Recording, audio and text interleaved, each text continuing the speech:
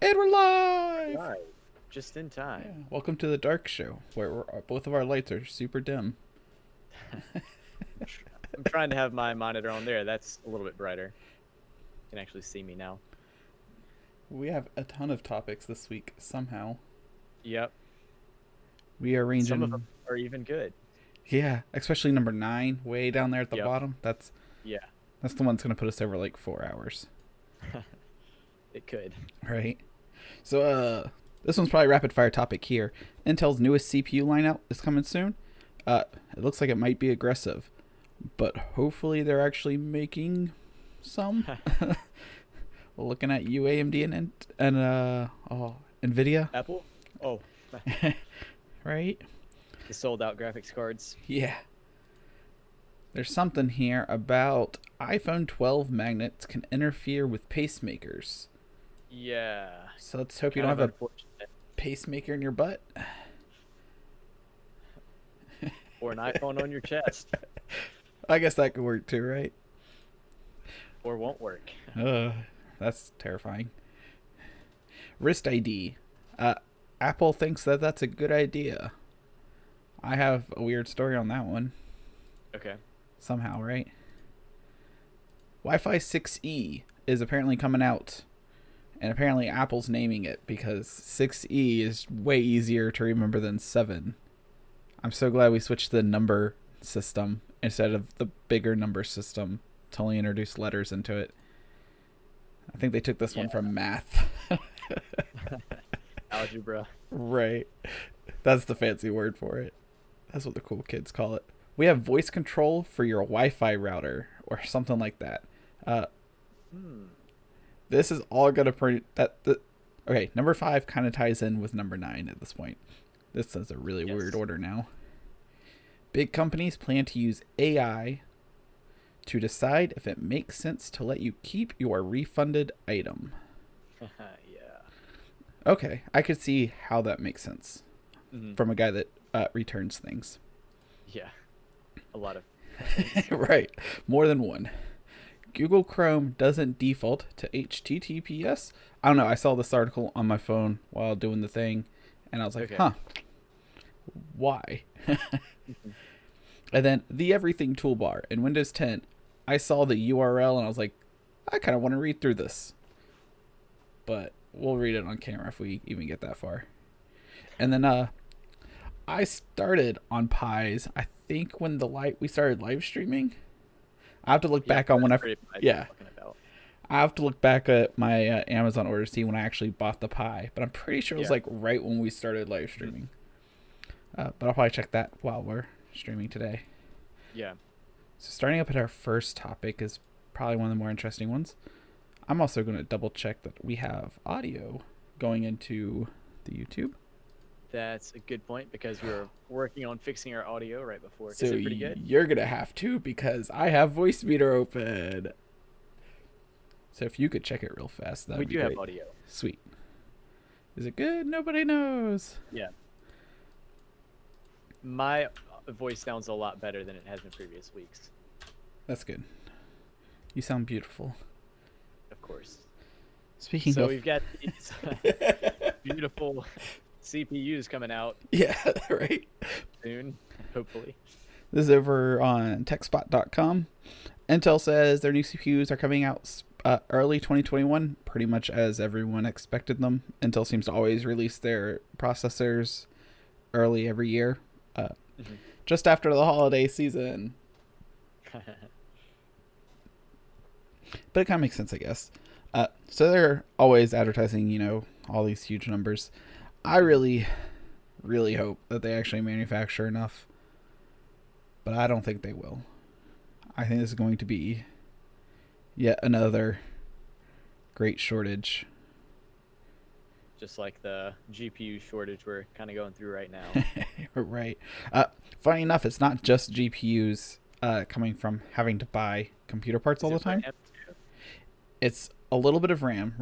It's hard to get specific RAM. It's easy just to I need 8 gigs of DDR4 3000 series or something. That you can find.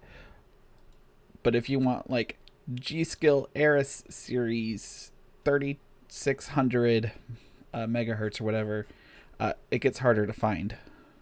Okay. And so RAM's a little bit harder. Power supplies are the super hard ones right now. To find a good deal on a power supply is ridiculous. That's pretty surprising to me. That Right. power supply is one of the things you'd have a problem supplying. With the GPUs and RAM, I've heard about shortages in the past being due to like the shortage of transistors or whatever components they use, and Yeah. the RAM and the GPUs, I guess, because of the VRAM and their storage use a lot of the transistors. So Correct. Yeah. I can understand it from that aspect, but power supplies, that's interesting. Yep. I've also had a little bit of a hard time with motherboards, but it's mostly Okay. me wanting specific models, and Gotcha. that kind of makes sense because everyone wants a specific model motherboard. Yeah, but trying to do custom builds this year, it's impossible to get a hold of a CPU, GPU, and then a power supply to power them both. Gotcha. And then trying to like match the RAM heat sinks to color with the motherboard in the case, nightmare. So people just kind of got what was available. Yeah. One of the weird stories, story time with Jacob. I was doing a custom build for a customer for before Christmas, and like we started early December, like 3rd, 4th of December, and I ended up getting the last piece, which ended up being the graphics card 2 days before Christmas. And I actually left him away to pick it up with me not there because he had to get it Christmas Eve. Wow. And like I told him, I was like, yeah, it usually takes like a week for me to get all the parts, build it, install it, set everything up, and have it all good to go. I like to have like a full week of time. Most of that's shipping. Shipping took like 3 weeks. So Intel can't do this. We need Intel to be 2-day delivery. It'll be interesting to see if when Intel gets out their graphics cards, if it's going to be the same, or if Intel will have a better way to keep up with their graphics card sales. Yeah. For sure. It looks like all these new Intel CPUs coming out are just a little bit faster than their Ryzen counterparts. From one of the graphics on this page. Assuming that people can actually get their hands on them. Right.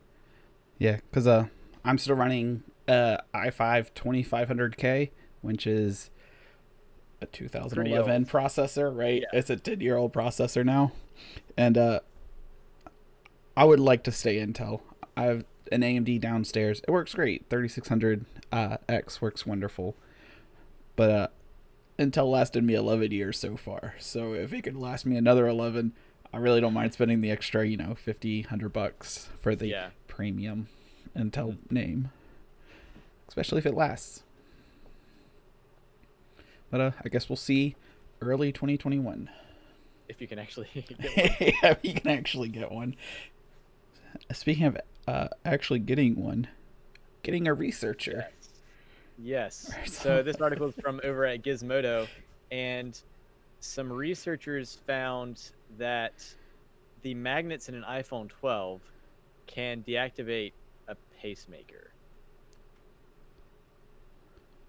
So it has something to do with the charging technology in the iPhone 12. And those magnets somehow interact with the pacemaker in your chest, which keeps your heart beating at a, steady rate or Right. the rate that it's supposed to, which is pretty important if you have heart problems.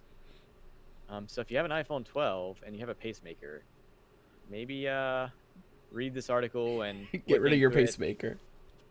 Yeah. Either I haven't That's an Apple guy for you. read all the research and stuff, but it's worth double checking for sure.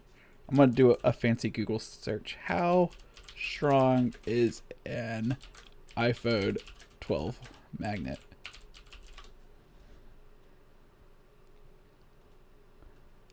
It says they are recycled. It could pull up to 15 watts of power. But how strong? Like, I can't imagine it's like a 20-pound magnet. Right? I have no idea. I don't even know what unit of measure magnets are measured in, you know? I mean, I So, guess the lifting strength is one way to measure it, yeah, but most of the time it's measured on pull, I think. Magnet pull okay. strength. Because I had to look at this up when I was trying to make a magnetic ceiling mount for my projector. So I would have it so I could just have the projector and I could just like lift it up and it would like magnetically clamp to the ceiling. Yeah. Uh, Turns out magnets need to be like really strong. Mm-hmm. But a strong magnet is kind of big, so it can't be like that powerful. And then we had talked about it a couple months ago where people were putting like these wallet things on the back of their phone and they were sliding to their pocket and the wallet would just fall off. Yeah. So I have a hard time believing it's more than like a pound or 2 pound magnet. I'm curious on. Although depending on how those cards go on the back of the phone, you know, if it's more of a sliding motion as opposed to actually like pulling it off, it could take a different amount of force. That's very true. Yeah, so there's still research going into this whole pacemaker thing, and apparently there have been issues with some like fitness trackers interfering with the pacemaker as well. So if you have a pacemaker and one of these devices, it's highly recommended article to read or check out the research there. Talk to your doctor. Yep.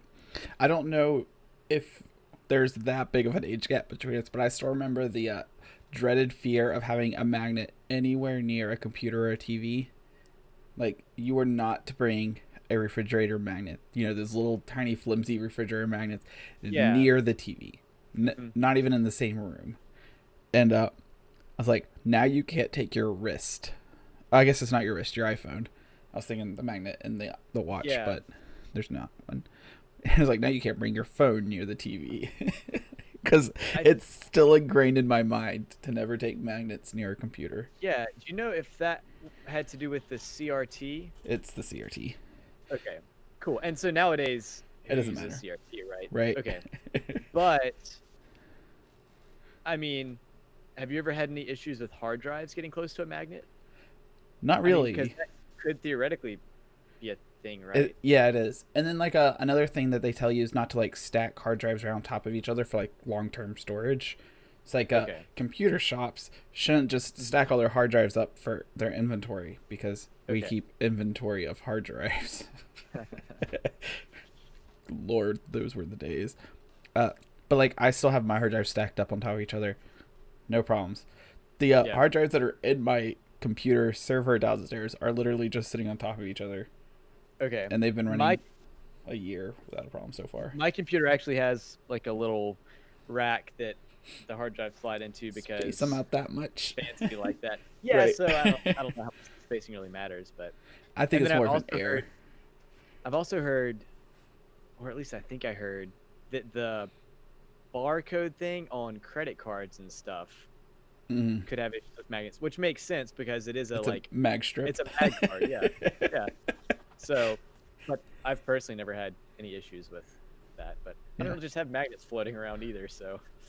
That's hysterical enough because for the computer repair, I have little trays with giant magnets on the back. These for like screws and stuff, right? When you take apart a computer, you don't want to lose all the screws. Yeah. So. And so like because I have so many of them, they just like magnet together, and so I have this stack of them, and they sit right beside the TV, like right for the TV screen that I use as a monitor.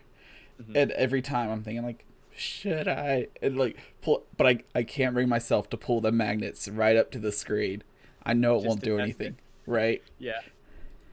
It's like, no, I spent $300 on this screen. We're not testing something, even though I know it won't work. Speaking of stuff that won't work, or doesn't work. This is going to be a full stream of Nephew Tech has stories to tell. Article from the Next Web.com. New patent hints at wrist ID for the Apple Watch. So I saw this article and it kind of had me interested because just from like these patent pictures, I really don't get to see much about it. It looks like there's some type of camera or some type of sensor that shoots down into the wrist, the top of the wrist, not like the part where all the veins and stuff happens. I would assume that this would be like considered the meaty part of the wrist. Like, okay, gotcha. And somehow it looks at those veins that are in the back of the arm and maybe the bones too as well. Yep. And interesting. So one of the things I'm interested in is if this, a lot of the research before they start putting the patents in, was done pre-pandemic, or if this was an idea of once the pandemic started, due to like your wrist is probably one of the cleaner open sections of skin on your body, because like you cough into your arm, you use your hands, it's so I would assume that it's a little bit on the cleaner side, because really, like, you don't go around holding stuff with that part of your arm, or even that part of the arm, more or less, like the backside. Right. And then I remember the good old days when I used to go to doctors, right? And when you were allowed to go in buildings, and the doctor had a palm scanner. So like instead of doing a fingerprint reader like your phone has, it had a palm scanner. So you set your whole hand in, and it read the like whatever in your hand. Yeah. And I was like, wow, we go from like fingerprint, then we went to face, and then we went to palm, and then we went to now wrist. Yeah. I'm waiting for when you just walk through like a metal detector style box, and you just walk in and get a full body scan, right? Like, at what point do they just like take like a skin sample or something? Yeah. For a second there, when I read veins in this article, I wondered if it has some kind of thing that pricks you and tests your blood or something. Every time. There's no way they've gone there this far. Yeah. So but thankfully they haven't. Yeah, I assume this is mostly for like Apple Pay, because you can tap your Apple Watch on certain registers to Apple Pay. But it'd be interesting for microtransactions. So every time you bought something, it would prick you. And then you can work on your budget by having it prick you harder. Right. I think they would start calling it like the Apple Hickey or something eventually. Like, oh, you got to avoid those guys. But I thought it was interesting that we're now reading another portion of the body for identification. Yeah. Because like, should you say this on the internet? Even my like mobile banking apps will just take a pen, and so it's like, which is easier, like a 4-digit PIN. Yeah, a 4-digit PIN or a another way to identify you through your skin. But one thing about the PIN is you have to actually log in on that device with your username and password generally. Yes. And then it kind of saves your login, and then that PIN is really locking the app on your phone. But I couldn't go in and log into your account, obviously, with just the PIN. But no, you couldn't. But if you got my phone, you could log in on my phone with just the PIN. True. Because you wouldn't have to type it in again. Yeah. Which for banking and stuff is, well, it's like a big deal, right? Yeah.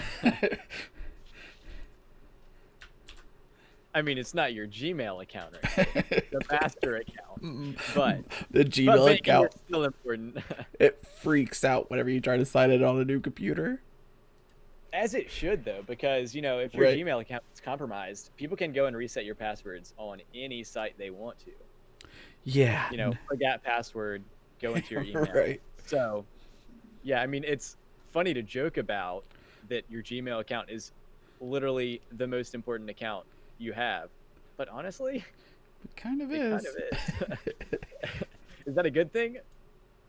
No, not really, but it's a thing. Yeah, your Gmail account and your phone number, I think, are the two most important things that most people own nowadays. Yeah, like not even your social security number at this point. Right. Yeah, so like if you switch phone providers because you move or something and they don't have service in your area and you switch phone numbers. Yeah. And then you're like, crap, I needed that number to reset all of my accounts. Oh, you might have had this happen to you. Yeah, speaking of phone numbers, so talk about going into another story. We're definitely not going to finish all these articles, but that's fine. So last week we talked about switching from Republic Wireless to Google Fi due to me not having service in certain areas.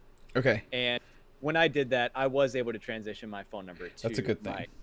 Google Fi, and it was a pretty simple process. So that was nice. And last week I also mentioned that Venmo had not worked for me Yes. because it didn't work with their public wireless because it was prepaid. Did it work with a But Google Hangout number? it does work with my Google, no, not Google Hangouts, but my actual original phone number. Uh-oh. Now that it's linked to my Google Fi account. Ah, okay. So I had tried to log in or create a Venmo account with my original phone number shortly after switching to Google Fi, and it didn't work. But I think it must have been like cached in their servers or something, like somewhere it was cached that I had Republic Wireless and it hadn't yet been updated. But now that it's been a few months since I've switched, it finally, it rolled over. So I was able to create a Venmo account. Yep. One thing with your Venmo account, make sure you go in like the option settings and do a verify account. Oh.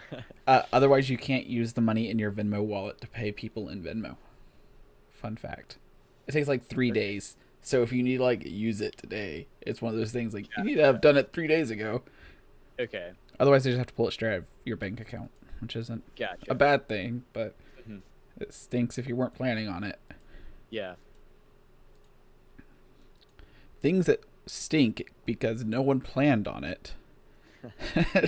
The Wi-Fi networking standards. Good Lord. I thought we had fixed it. They were already pretty bad. They were terrible. Okay, they started out great. It was so easy to understand. And then it went like, okay, like, I could see how numbers with 4 digits are confusing to some people. So we'll switch it to 1 digit. And now I have no idea what they're doing anymore. So this is from TheVerge.com. Still not sponsoring us after almost 2 years of asking. We're going to start sending them a weekly email like, hey, we're live and we're going to talk about all of your articles. But, so this is with Netgear, TP-Link. They all have new routers coming out that are Wi-Fi 6E. Netgear is the official. They cost more than my laptop. Right. And my phone. Not combined. But more expensive than either of them. So if you thought you were fancy with the Wi-Fi 5 gigahertz band in your home, get ready for the Wi-Fi 6 gigahertz band in your home. So I guess now, if you really wanted to, you could have a 2.4 and a 5 and a 6. And a 6. But then, like, my router does two 2.4s, I believe. No, it's one 2.4 and two 5s. It's one or the other. I don't know. I have one of them disabled, so I'm only shooting out 2 bands. But so like they call them tri-band routers, and you're able to do multiple of the same band. I guess it's to split up like devices, or I don't know. I just disabled it. I didn't want it. So now we have a 6 gigahertz band out, which is weird because Wi-Fi 6 didn't have 6 gigahertz, but Wi-Fi 6E does have 6 gigahertz. And it only gets more confusing because we started at the number 6, and we would have just assumed that the next number of this lineup was a 7. But it is not. Yeah. So for those, that is kind of confusing. But I'll say it's not entirely their fault.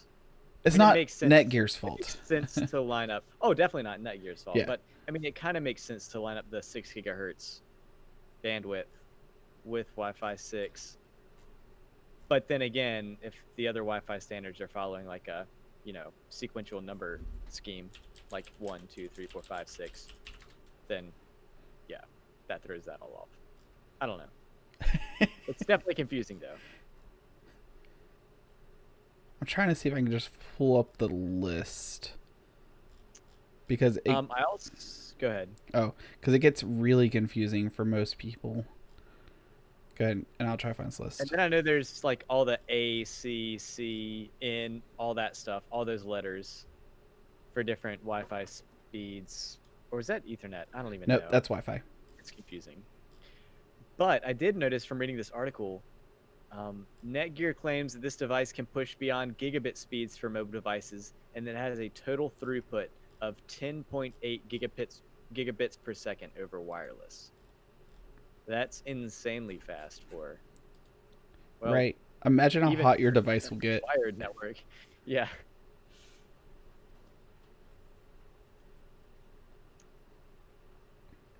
All right. I guess this works. We're just going to do a Google image search. Okay. So, here's a rough image above our head. Okay, we open image in new tab. Look at that. We're professionals or something like that. So first started. So 802.11 is the Wi-Fi standard. It's designated by the IEEE International something something something. But they're the ones that make like all the networking internet standards essentially. So it started with A, B, G, and then most of the ones that people now nowadays are N and AC. So AX, I believe, is the Wi-Fi 6 standard, if I'm not mistaken. But it really switched over from having going from N to AC, and then they pretty much switched to Wi-Fi 6. And then you can see the frequencies of it. So they started off with 5 gigahertz, and they realized that the technology wasn't there yet. So it went back to 2.4 for a while, and then they started adding 5 gigahertz back in. But it's interesting because a lot of times when you would go router searching for like to buy a router, we're going to switch this off real fast to make sure that I'm not logged into Amazon before we go buying a router. Is that it was super easy to tell customers how to buy a router just by looking at it. Okay. Sweet. Guess who's not signed in? Let's see if it can find my... okay. Doesn't see my location either. So it would be like TP-Link AC. So it's easy to tell a customer to not buy an N router anymore because they're just so obsolete. Look for AC or AX. And then the number that comes right after it is how fast it can go at maximum performance. So 1750 is 1750 megabit between all the bands added together. And so it's easy enough to assume that an AC 1750 would be better than an AC 1200.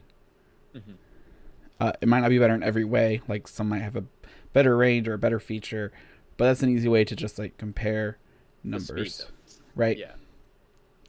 And then they went Wi-Fi 6, and it starts to get really confusing. And I think now that it's 6E, it's going to make it exceptionally harder. And I don't know how to explain this to my customers.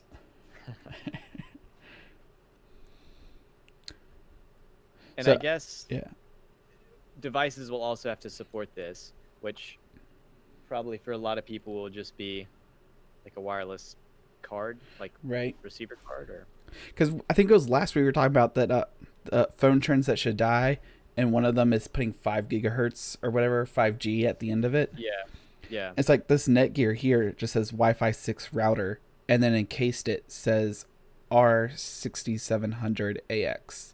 So it's an AX router at 6700 speed. I don't know why there's an R in there.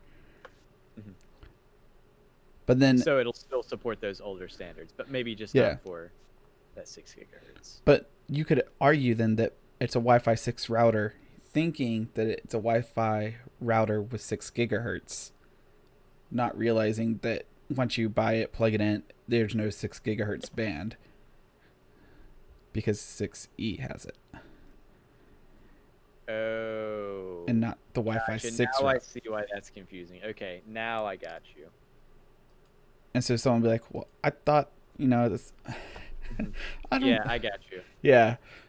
Okay. My mouse just died. That's quite inconvenient. That's what you get for using a wireless mouse. Now it's a wired mouse, and it's back up and gone. Just got to deal with the wire now. Yeah, so that's my entirely way too long of a rant of I don't know why we couldn't have called it Wi-Fi 7. Yeah. Speaking of wild rants. This video was made with wild rants. Oh, yeah, we almost forgot that. I totally forgot that. Guess who has their lower thirds? Jmart Media does. .com and nepnewtech.com .com as well. Right? Don't go to my website right now. Oh, really? Is it down? The SSL certificate is done, so I have to renew it. But today is not a working day, so I will do it tomorrow. Oh, well, as long as you're not logging into your site, it's fine. Assuming that it still supports HTTP, which Right. I hope it does. Actually, like most iPhone users and Apple users, their devices freak out if SSL isn't enabled. Okay, now most devices freak out if you go to https.nepnewtech.com or https forward slash or colon slash slash nepnewtech.com, Yeah. and you don't have the SSL certificate activated or up to date or whatever. But you should still be able to go to http colon slash slash Yeah. nepnewtech and It's, not get a warning.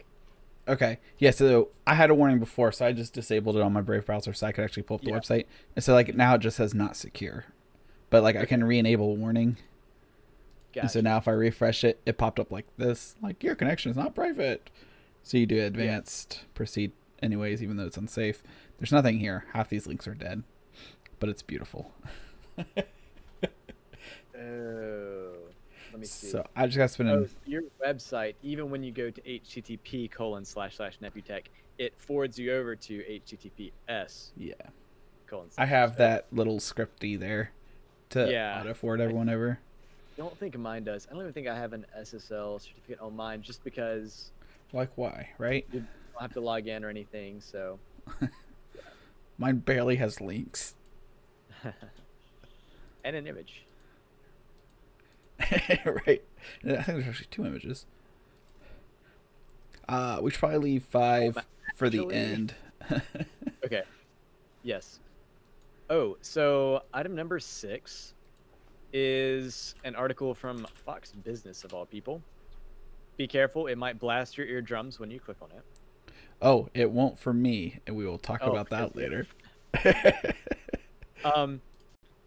So this article is talking about how Amazon and Walmart specifically are using AI to decide if it makes financial sense to return or to accept your return of an item.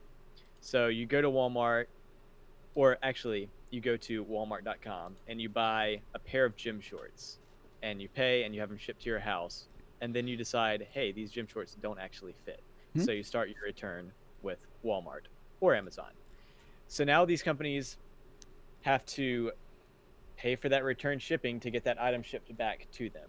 So they're going to start using AI to decide if it actually makes sense for them to have you ship the item back to them and for them to pay that shipping fee, or if it makes sense for them to just let you keep the item and refund you your money. So here's a wild idea. Yeah. What if they make, instead of paying to have you ship it back, they make you return it to one of their locations? That would be an option. So instead of paying for Certainly shipping, for Walmart, and even for Amazon, maybe you return it to an Amazon locker. Or Kohl's, yeah. Yeah. But still, there's shipping fees associated with either Amazon employees or whoever it is. There are, but like the employees are already there working for whatever. And instead of, once it gets returned to, like in this case, Walmart, because it's way easier than having to go through all the subsidiaries of Amazon. Yeah. You take it to the Walmart store and you go like, here's my return barcode. And you scan it on the phone and then you give them the item and then you're done and you leave. And then the Amazon store just takes it and just resells it at just like for profit. Mm-hmm. And Walmart Corporation just says, thank you. Like, thank you for dealing with that. Mm-hmm. Or because they could sell it in their back to their employees like they were caught doing with food, I think it was Walmart. Or they can donate to a charity or whatever. So that Walmart knows that you're not buying things trying to scam them out of return. Yeah. And this article also mentions that this would specifically be for like really inexpensive items. Right. Or large items that would be more expensive to ship. Which I would assume that larger items also probably cost more money too. Yeah. Yeah. Something large or something heavy like that. Yeah, something that could be physically large and expensive to ship, but it's not Yeah. a valuable Hmm. item. Yeah. It's not like a washing machine that you bought for Right. $2,000 and It's they're like, just gonna let you yeah, keep it. it's like that costs $150 for them to ship it, but Yeah. it's a 2 grand. Yeah, I get what you mean Yeah. on that.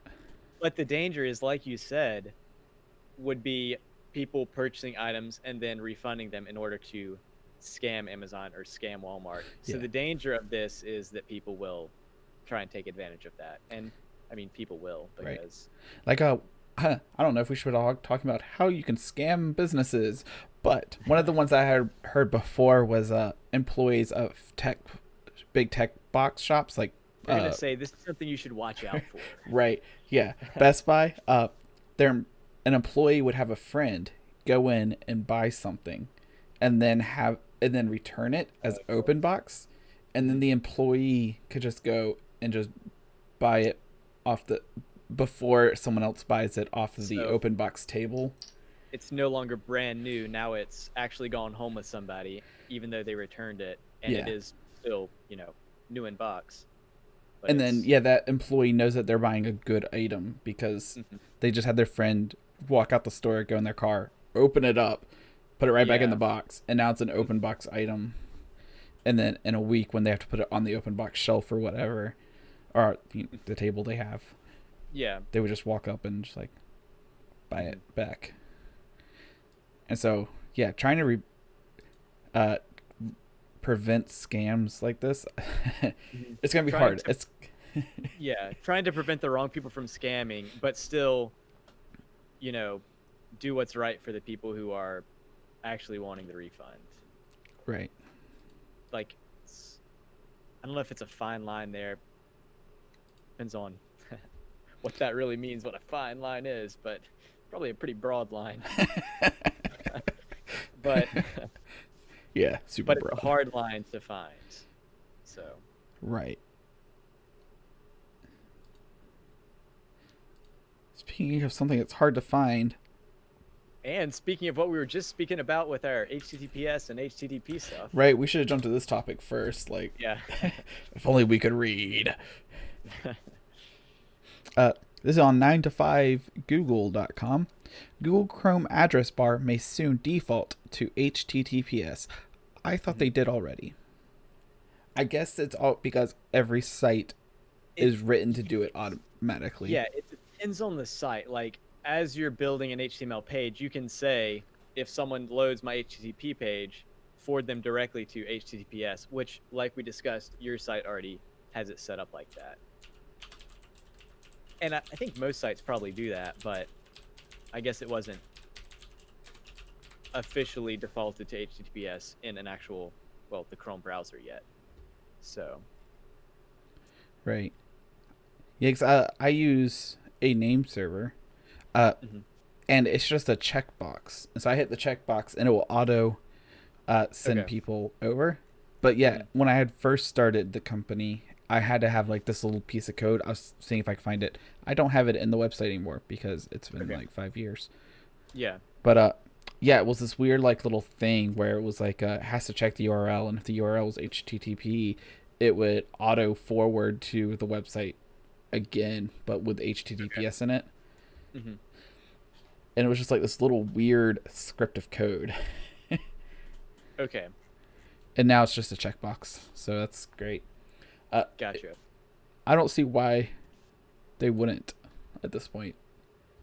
I think you are the only one that doesn't have HTTPS on their website. Oh, I bet you there's a ton of sites without HTTPS. And for most sites, or for a lot of sites, it really doesn't matter. I mean, Right. because the only reason that HTTPS matters at all is if you're actually sending data Back to and the forth, site. yeah. Yeah. So, like if you're logging in, you want to make sure that you're on an HTTPS enabled site that is actually secure, not unsecure, because unsecure just means that it has an older source of truth. Right. Yep.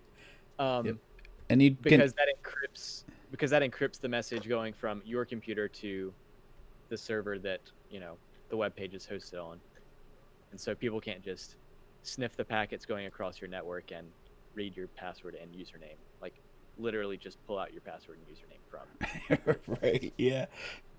And most web browsers at this point, I think, are universal. They all have the little lock to the left of the address bar to show you that it's secure. It's pretty easy to see. Usually green and lock is good. Red and lock with a line through it, bad.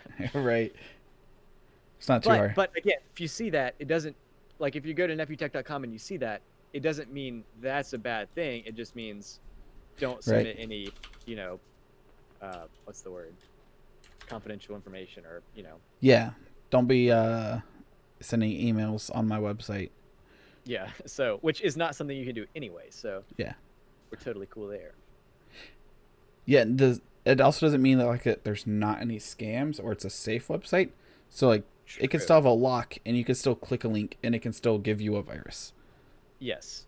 That's not what the lock does. The lock just says that the communication between you and the web page is secure. Yeah. We're air quoting on that one because it's going to be false at one day. Yeah. I guess another reason that you might want to make sure you're on a secure site would be if you are downloading something, because you could that have means a middleman attack. Yeah, you could have a middleman where, you know, I go to I guess actually I could go to jmartmedia.com / multi-stream whatever, there you go, and I can download that multi-streaming program, and I could think that I'm downloading it from Jmart Media, and I am, but because it's not a secure site, if someone were to kind of get in the middle of that transmission from my web server to your computer as you're downloading, they could theoretically replace that file and you could get a bad file. So I guess there actually is a reason for me to get HTTPS. I wasn't thinking about that at all. But for $100 a year, right, ish. I don't know what the price is running right now. Yeah, like a tenth of that. Really? Okay, that's weird. Yeah. Like it's not a lot, but it's just enough to be annoying. Yeah. Speaking of just enough to be annoying, I didn't even read this article. I don't know if it's worth reading through it. We're at 42 minutes now, and we haven't even got to my updates. Let's speed run it. Use the everything toolbar to find files faster in Windows 10. This article coming at you from Lifehacker. So I didn't read it all. I just thought the title. What? Okay. Oh. So it's talking about kind of the Windows 10 search feature, and the author is saying that they haven't found it very useful, but I personally find the Windows search bar really useful. Whenever I'm opening up an app, I usually search for it in the search bar. If I'm looking up command prompt, I type CMD and hit enter. If I'm looking up for Discord, I hit DIS, hit enter, and it works pretty well for me. But what is this everything search bar? You just do CMD enter. You don't do it for administrator? Nah. Don't know none of that admin stuff. So I always do CMD and then I hit run as administrator. Because I don't know if any commands I can do without administrative privileges. So I always have to click administrator. Okay. Anyway, that just caught me off guard that you said CMD enter. It's like, no. But so this is the everything toolbar. So yeah, I was curious on what exactly is different with it. Because like, if you want to keep reading, I'll explain. So in the bottom left corner, you have the like the little search functions. So you have like the windows, and you have Cortana and multitask view, and then you have the search bar. I actually have the search bar disabled because if you just click on the Windows button in the bottom left or hit your Windows key, you can just start typing, and you don't even have to hit this bar. And so that's what I believe Jesse was saying with you can just hit the Windows key and then just type CMD, and that gives you the command prompt. But it's looking like you can enable the everything search by installing a little script here. Yeah. So this looks kind of like a power user type thing, not just for your normal everyday humans. Okay. So yeah, you install the application or whatever, run it, and then it looks like it allows you to actually search by case, which I guess means uppercase and lowercase, path. So maybe you could search for like the C drive and go into folders or whatever. And then also using regular expressions, which are super complicated. Have you ever heard of regular expressions? I've heard of expressions. Or regex. But okay. So regular expressions, it's a way. Man, how would I describe it? Here's an article from relatively.com/9. Oh, that's the wrong screen. There we go. That was a close call. I bet I shared something though. Searching with regular expressions, regex, and then it looks like it's a lot of confusing numbers. Yeah, it's a really complex usage of like slashes and quotations and like brackets and squiggly brackets, all this stuff that allows you to search for specific sequences of characters. So you could do like slash ABC or something, and it would search for 3 characters that are in that group of ABC. So it might find like cab, CAB, or BAC, or whatever. And that wouldn't be an actual sequence that you would use. Right. I get the syntax wrong there, but it's searches for certain characters or certain types of characters in a certain sequence. That's pretty useful. And it's for some people, but it's really complex. It's not just your simple everyday human usage. It's like really power uses. So it's not a life hacker, it's a nerd hacker. It's a nerd hacker article, yeah, right. But it's like that's kind of the big advantage of using this. And then maybe you can also have some kind of custom commands or custom rules that can allow you to find certain apps faster, which that might actually be useful to regular humans. But personally, I find that the Windows search bar works good enough for me. But I will say, if I'm looking to find a specific image file or something, yeah, I struggle with that. So, you definitely can't use the Windows search bar to find your photo of anything, really. You have to actually dig through folders, and I'm horrible at it. The 14 different sound control panels. Yeah. Yeah. And that brings us to... Where does that bring us? The most interesting topic of the night, by far. Yes. I'm seeing how much I can actually share. So, I gotta look up when I actually bought them. So, I bought some Raspberry Pis at pretty much when we started streaming a year and a half ago. Yes. And, let's see, Pi. So, if you've been watching us for a while, you may remember, like, seriously, it was... March 22nd, 2019. So, that was... Almost 2 years ago. Yeah, and almost so we started streaming on April 1st because we had such a sense of humor or something like that. Yeah. And so, yeah, we're coming on 2 years that I've had this Pi sitting on my desk. It's actually sitting right here now. Look at that, plugged in and running. Wow.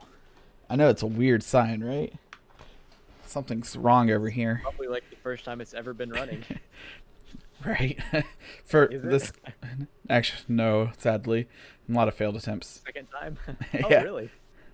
But it actually didn't start with this Pi. So I bought this Pi, and then it sat there for a year and a half up until Christmas. Mm-hmm. And then I did an Internet Secret Santa. I can't recommend it because you could not receive a gift, but I did, which is great. I also gave a gift.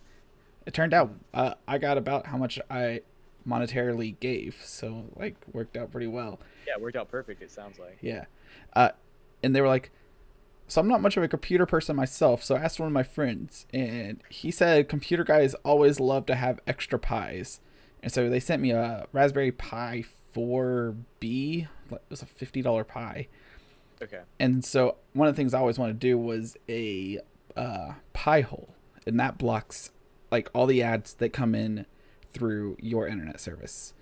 Okay. And so when you pay for internet, you pay AT&T, Spectrum, whoever, and they send it through a line, goes into the house. It goes into a modem, and the modem, I tell people, it translates it from the long distance language to the short distance language. It's kind of what it does. Good enough, yeah.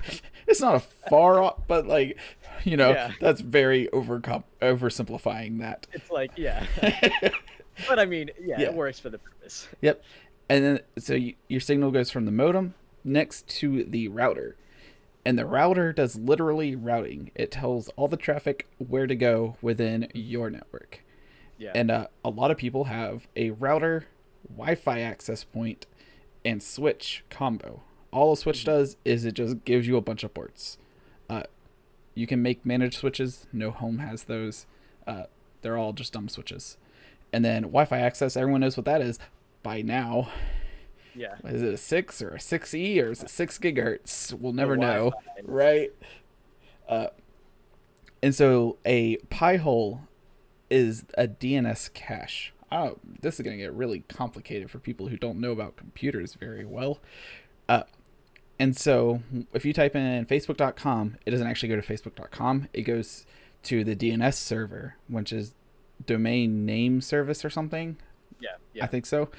Memories, right? And it takes facebook.com and it converts it to an IP address.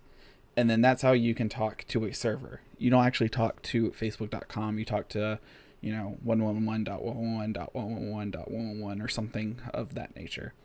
Yeah. The pie hole becomes a DNS middleman. That's that word again. Okay. And so all the router, instead of sending it to a real DNS service like Google or not Backblaze, or basically Google, if Okay. It sends it to the pie that's in your network. Interesting.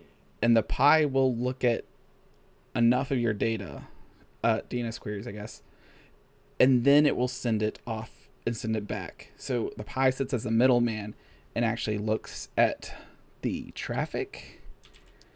Okay. And so I thought there was going to be a latency problem because I have AT&T fiber. I'm trying to type in. Speeds it up, actually.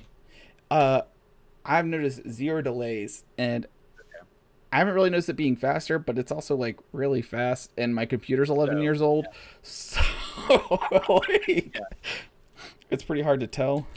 Even if you lost like 2 percentage points in speed, it would be unnoticeable. Yeah, so I haven't noticed any type of increase, decrease. Some websites I have just disabled all my ad blocking stuff just to see like if it's actually taking care of me. Gotcha. And it is. Oh, that's fun. I have to open this up on my Chrome because my password's saved on it. For a little bit, I was wondering how this would work if you were viewing a site with HTTPS, like the secure, because then no one should be able to read your traffic. But then I started thinking about how websites actually work. So when you go to facebook.com or whatever, and you load that page, it loads the very first page that you're going to view from Facebook's servers, and then it makes more requests for the resources that are in that first document. So yes, it's not like the ads are included in that first document and then the Raspberry Pi filters them out, but you get that first document from facebook.com, and then that Facebook document has other resources. So it might have like googleads.com/whatever ad, or adclicker.com/whatever ad, or whatever sites are serving these ads. And then your computer takes those resources and says to the internet, hey, I need these again. I need this resource from googleads.com/whatever ad. And that is actually a separate request from that original like Facebook request. It's a separate request. And that's where the Raspberry Pi hops in and says, yes, let me replace this request. So instead of giving your browser giving you the ad back, it gives you back like, I don't know what it is, but a blank image or blank space. Yeah, it's pretty great. Mm-hmm. I almost wish I could just replace it with like my company logo or something and sell these suckers, right? My company logo just all the way down web pages. So I'm using 1.1.1.1, which I guess I could look that up while you were talking. I think that might be Google. That is not Google. Google's 4444 and 4488. Gotcha. 1111 is Cloudflare. Okay. And they're supposed to be one of the faster ones. Gotcha. I've always used them in my other house. I used to use Google, and then Google started getting creepier and creepier and not evil. So I actually have this to share. So this is the Pi-hole running. Oh, look at that. It shares the actual Brave browser and not the window for Brave. So, fun fact, that's the case we 3D printed for it. Oh, really? We Nice. 3D printed it, and we use a new wood filament. It's 20% real wood grain. It feels like cardboard.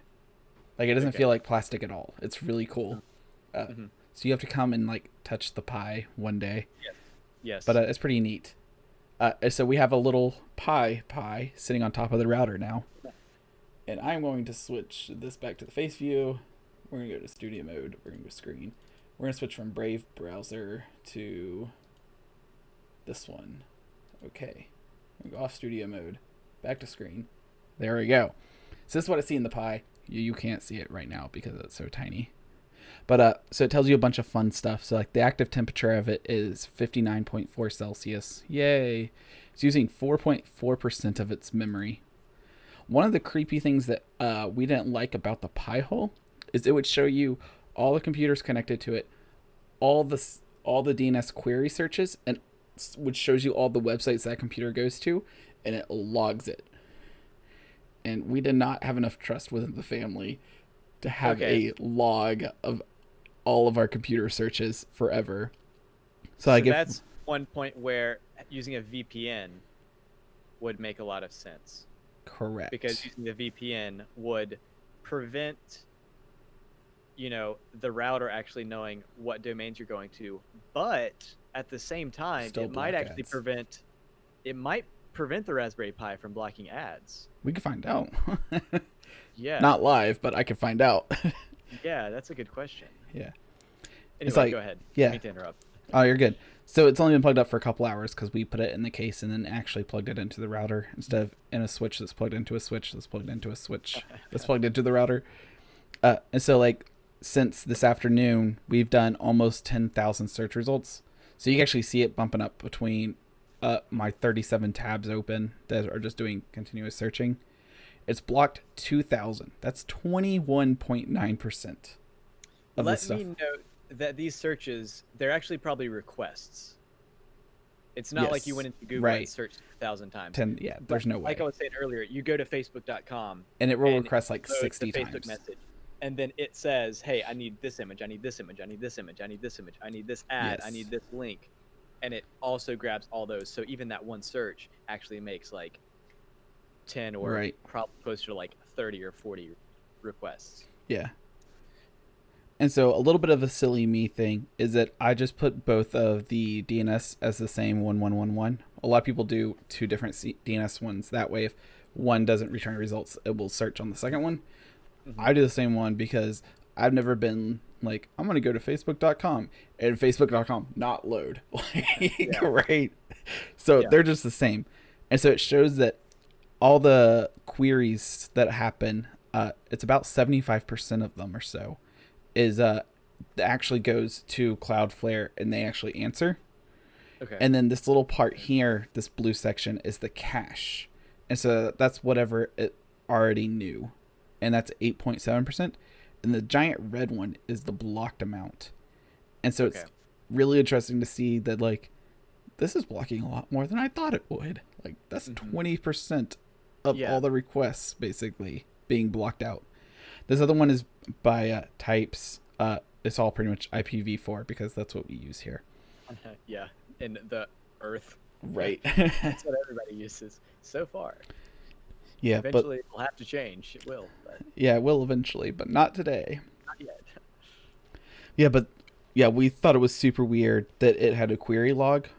Like, it is useful in some cases, but we didn't want it, so we got rid of it.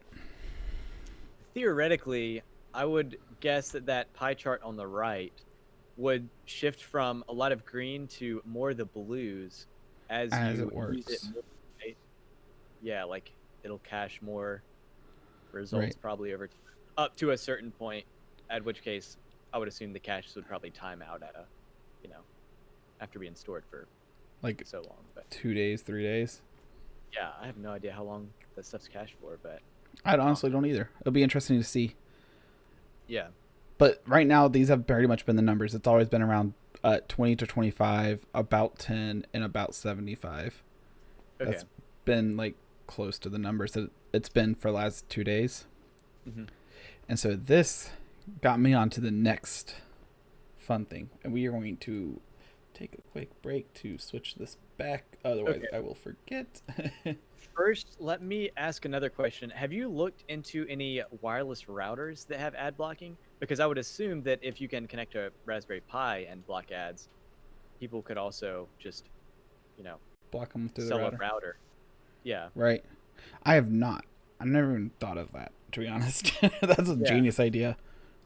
It may not have as much customization, but I mean, it would definitely be possible. It has to be possible, right? It has to be possible, yeah. A router with a Pi hole built into it would even be possible.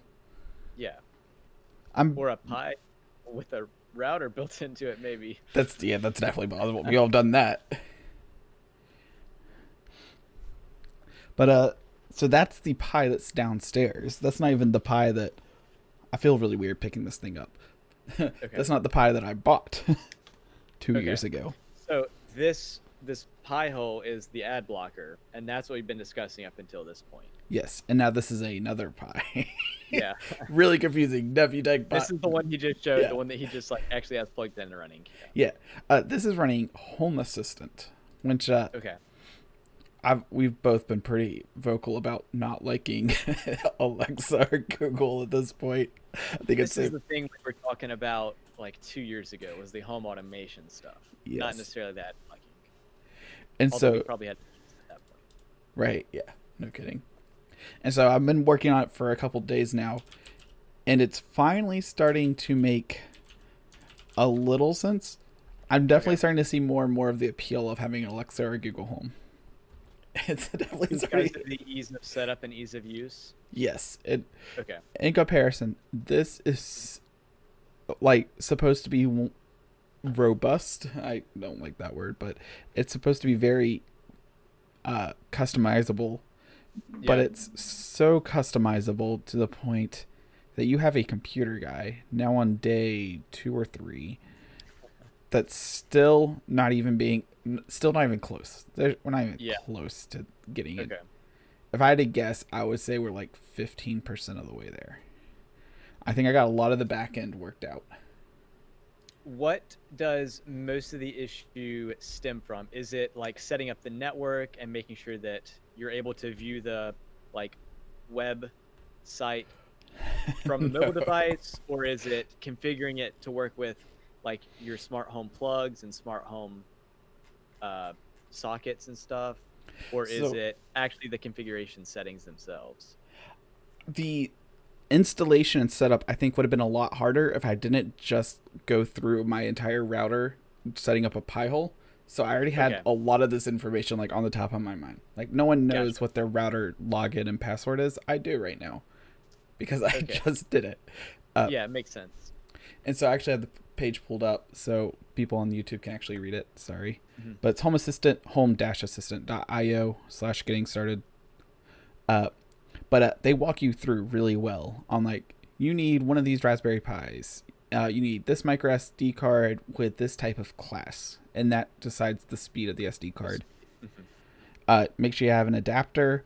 And then they show like, okay, so now you need to download this version of Home Assistant for Raspberry Pi and install that onto the SD card with this installation software. And then they walk you through. It's its own operating system too. It's not like running on a Raspberry Pi operating system. Yeah. Home automation actually has their own OS. So the first 3 steps on this, on the actual installation part, once you get past the requirements, put the SD card in your card reader. Open the Etcher software, select Home Assistant image, and flash it to the SD card. Step 3, unmount the SD card and remove it from your card reader. Like it's detailed. It's very hard to mess this part up.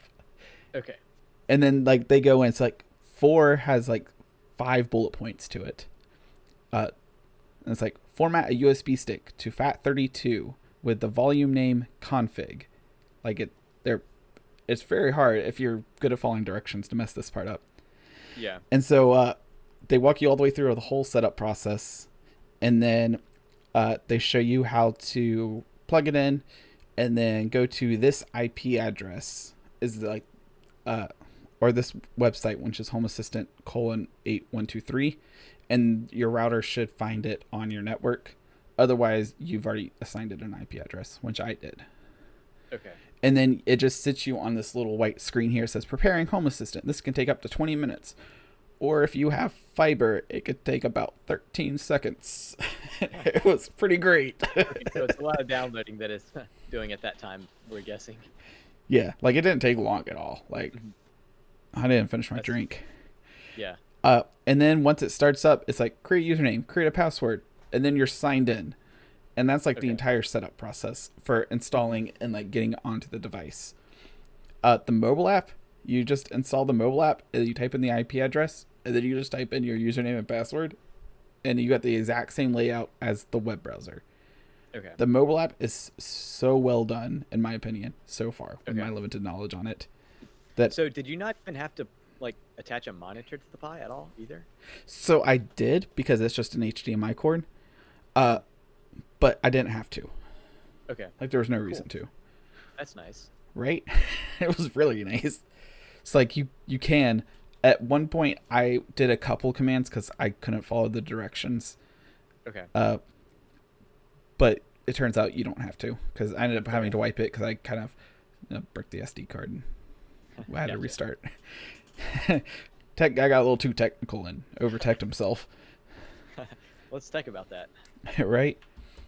And so then a lot of it's like they have their own store, and so you just go through and you install like all these add-ons that you want, and then it gets super confusing, like very confusing, because the naming scheme on some of this, I kind of want to pull it up. I really can't pull it up on stream though, because no idea what I'll show. Yeah. But the naming scheme on a lot of it, so like they have the front end, which is also called Lovelace, which also has another third name that I can't remember. But like, it's just really poorly organized. I've yet to actually attach any real smart devices. So I have it so I can see the Pi hole, so I can monitor the Pi hole. So it shows like this % of ads are blocked, and this is how many is blocked so far within the last 24 hours. And then I can see the router upload download, so I can see how much internet's going in and out, which is kind of cool. And then I can see my phone battery because I have the app installed. Other than that, I haven't been able to get the the one smart light switch we have installed in this house, or is that the dining room? The dining room light, and like it's on putting that in when we were building drones, right? And it's on the network because I can turn the dining room light on and off with my phone. So like it is wired up correctly and it does work on the network, but I can't figure out how to do it on Home Assistant. There's a lot of smart lights in the house just through the wall outlet plugs with a little adapter on it. Yeah. And I can't figure out how to do any of that. Okay. So it's mostly the actually integrating home automation with each individual smart device that's one of the bigger. And that's one of those things that I think Alexa and Google Home did really well, because I never heard anyone complain like this was really hard to sync together. Yeah, I guess the advantage of that is you probably buy a specific outlet for the Google device or a specific outlet for Alexa. Right. Whereas with the home automation, you have a lot more options. Yeah. You can just buy any smart plug from Amazon, and theoretically it works with it, but actually syncing it up and setting it up to work with it is a lot more complicated. Right. So it's like a trade-off there, I guess. But I'm pretty dedicated at this point. We're getting a lot closer. Right. Yeah. You're like, at this point, I have to finish. But it's slowly starting to click as like, that's what that does. But the fact that it's so unintuitive. Yeah. For my unnatural brain. I don't know. It just seems like that somebody could have come up with something better that's on like the open source side. Because usually open source is like a pretty good option for most things, computer wise. Yeah. Not this. We are an hour and 10 minutes in. Just like that. And we didn't really skip anything besides the Wi-Fi router because that doesn't even sound interesting. We're done. Oh, that, yeah. Awesome. Well, I guess we'll talk about things. See you next week. We're going to talk about all the things. Both things. Well, we'll have 4 things, I think. Not jinx. Both. Both, yeah. All right. Goodbye. Bye.